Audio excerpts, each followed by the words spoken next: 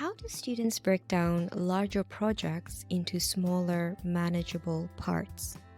If you're a writing instructor and you've been wondering about this, then this Writing Across the Curriculum video is for you. My name is Esther Namobiru, and in this video, you will hear strategies that help students to engage in the process of writing. Learning to write effectively requires slow, steady development over many years of diverse practice.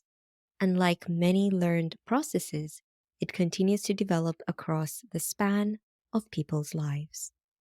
That is why writing as a process is one of the 3 learning outcomes that students in Mason's Writing Intensive or WI courses develop. The other 2 outcomes are writing to learn and writing to communicate. Although there is no single process for writing, there are stages that students need to engage in: invention, drafting, revision, and editing. In the invention stage, students not only brainstorm and research topics, but also clarify the project's purpose and audience. In the drafting stage, students can generate an initial thesis and/or main points and evidence.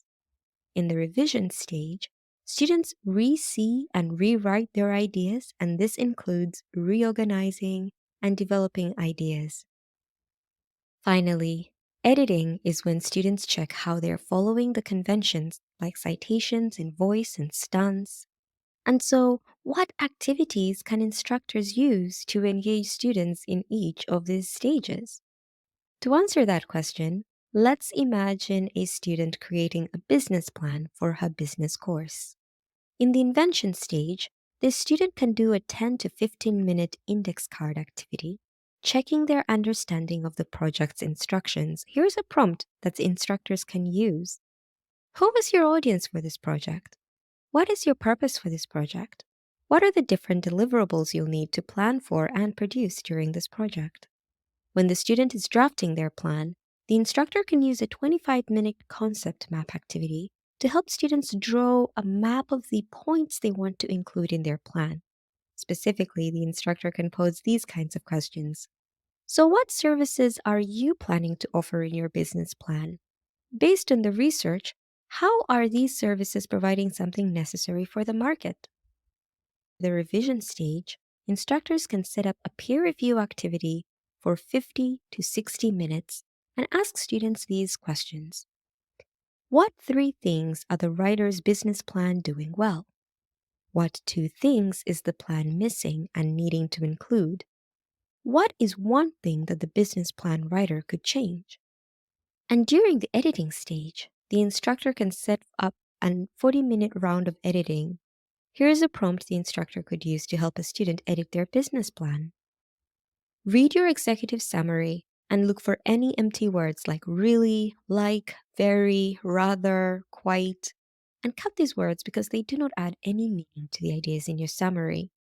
Once finished, move on to the next section of your business plan and repeat this activity. These writing process activities help students to also activate the 4 types of knowledge. When students invent, they're using knowledge about audience and purpose for communicating, and that is rhetorical knowledge. When students draft, they're activating their subject matter knowledge, which is specific to their field. When students edit, they're applying the conventions of their field, and this is also known as formal knowledge. And when students engage in all these activities, they are breaking down their project into smaller parts, and that is process knowledge.